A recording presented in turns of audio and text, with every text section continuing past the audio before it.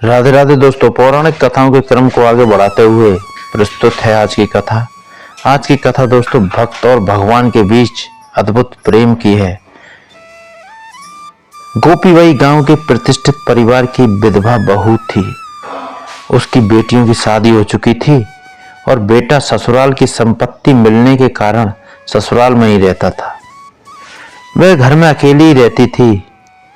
गांव में बलदाऊ जी का विशाल मंदिर था। बलदाऊ जी की अनन्य भक्त होने के कारण गोपीबाई प्रतिदिन उनके दर्शन करके ही भोजन किया करती थी और व्रत उपवास ज्यादा करती थी।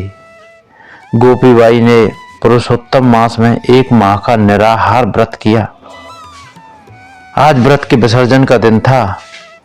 गोपीबाई के यहाँ बरौनी नाम की स्त्री रोजाना प्रातःकाल गांव के कुएं से पानी भर जाया करती थी, किंतु आज वह नहीं आई।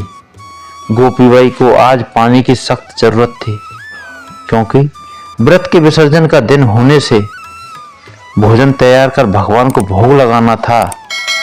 गोपीबाई ने बरौनी को पानी लाकर देने की बहुत मिन्नतें की, पर उसने साफ कह दिया कि मैं ना आपका उपवास जानती हूँ ना व्रत। अब यह काम मुझसे ना होगा। मैं अब कुएं से पानी नहीं भर पाऊंगी। 1 माह से अन्न ना खाने से गोपीबाई बहुत दुर्बल हो गई थी। जेठ की चिलचिलाती धूप में बाहर निकलना भी कठिन था। गांव के गहरे कुएं से पानी खींचकर निकालने की उसमें ताकत ना थी। जब बरौनी ने पानी लाकर देने से मना कर दिया तो वह दुखी होकर भगवान के सामने रोने लगी। उसने मन में सोच लिया कि अगर आज भगवान पानी का प्रबंध नहीं करते तो मैं भोजन नहीं बनाऊंगी। वह दरवाजा बंद कर लेट गई और आज बलदाऊ जी के दर्शन करने भी नहीं गई। अपने भक्तों का दुख सहन नहीं कर पाते हैं भगवान। बड़ी माँ बाहर से किसी ने आवाज दी। गोपीबाई की नींद खुल गई। उन्होंने लेटे लेटे ही पूछा, कौन है? बाहर से आवाज आई, मैं श्याम हूँ। गोपीबाई ने कहा, किवाड़ खुले पड़े हैं, अंदर आ जाओ। बलदाऊ जी के मंदिर के पुजारी का बेटा श्याम अंदर आ गया। आते ही उसने कहा, आपको भूख लग रही होगी, अब भोजन तैयार कीजिए, मैं पानी लाया हूँ। गोपी ने अनमने स्वर में कहा, मैं खाना नहीं बनाऊंगी। इस गांव में मेरी इज्जत ही नहीं है। यहाँ मुझे खाना बनाने के लिए भी पानी नहीं मिल रहा है। मैं तो यहाँ बलदाऊ जी के दर्शनों के लोभ से रह रही हूँ। कल ही अपने पुत्र के पास दूसरे गांव चली जाऊंगी। श्याम ने कहा, आज आप इस जल से भोजन तैयार कीजिए, कल सब प्रबंध हो जाएगा। गोपीबाई की दृष्टि श्याम के हाथ में पकड़े पानी से भरे तांबे के लोटे पर गई। वह उस लोटे को बहुत अच्छी तरह पहचानती थी, क्योंकि वह बलदाऊ जी के मंदिर के पूजन का लोटा था। श्याम ने कहा, पानी कहाँ रख दूं बड़ी माँ? गोपीबाई ने अपने बर्तन की ओर इशारा कर दिया। श्याम ने बर्तन में पानी डालते हुए कहा, तुम्हें मेरी सौगंध है बड़ी माँ, भोजन अवश्य बना लेना, अब मैं जा रहा हूँ। श्याम के जाते ही गोपीबाई को लगा कि उसने कुछ भूल हो गई। ब्राह्मण का बेटा दोपहर को प्रचंड गर्मी में पानी लेकर आया, मुझे भोजन बनाने की सौगंध दे गया, पर मैंने उसे कुछ भी नहीं दिया। गोपीबाई ने तुरंत भोजन बनाया, भगवान को भोग लगाया और आज 1 महीने बाद अन्न ग्रहण किया। शरीर की कमजोरी दूर गई।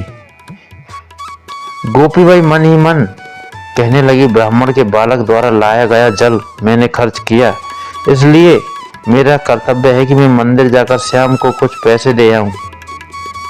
यह सोचकर वह मंदिर चली गई। मंदिर में भगवान बलभद्र की प्रसन्न चित्त छवि को निहार कर गोपीबाई अपनी सुध-बुध खो बैठी। उन्होंने पुजारी से श्याम को बुला देने को कहा। पुजारी जी ने उत्सुकता से पूछा, श्याम से क्या काम है? गोपीबाई ने पुजारी को दोपहर का किस्सा सुना दिया और कहा, मैं ब्राह्मण के हाथ का पानी बिना कुछ दिए कैसे पी सकती हूँ, अतः आप ये पैसे श्याम को दे देना। गोपीबाई की बात सुन पुजारी हक्का बक्का रह गया और बोला, श्याम तो 1 महीने से अपने मामा के यहाँ गया हुआ है, आप यह क्या कह रही हैं? यह सुनकर गोपीबाई स्तब्ध रह गई और गुमसुम सी घर लौट आई।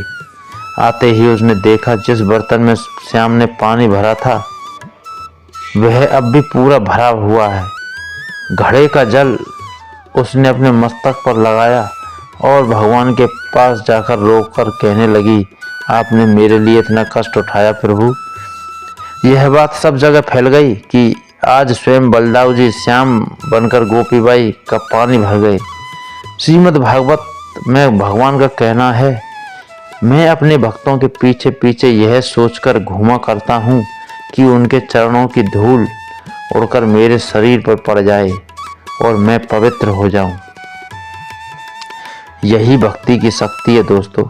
कभी कभी भक्त सोचता है कि मैं भगवान का ध्यान रखता हूँ, परंतु सच तो यह है कि भगवान अपने भक्त को कितना प्यार करते हैं, कितना उसका ध्यान रखते हैं, यह सोचा भी नहीं जा सकता। यह कथा भक्त और भगवान के बीच प्रेम को दर्शाती है। भक्त ही भगवान के लिए कष्ट सहन नहीं करता, बल्कि भगवान भी भक्त के लिए कष्ट उठाते हैं, उसका योगक्षेम कैसे वहन करते हैं, यही इस कथा का सार है। दुख में सुख में सदा श्याम को याद करो, वो हैं पालनहार जगत के, सदा उन्हीं से फरियाद करो। चिंता में पड़कर ना कभी समय को बर्बाद करो, हों हालात कैसे भी बस उन्हीं पर विश्वास करो। दोस्तों कथा आपको कैसी लगी कमेंट करके बताएं। जय जय श्री राधे।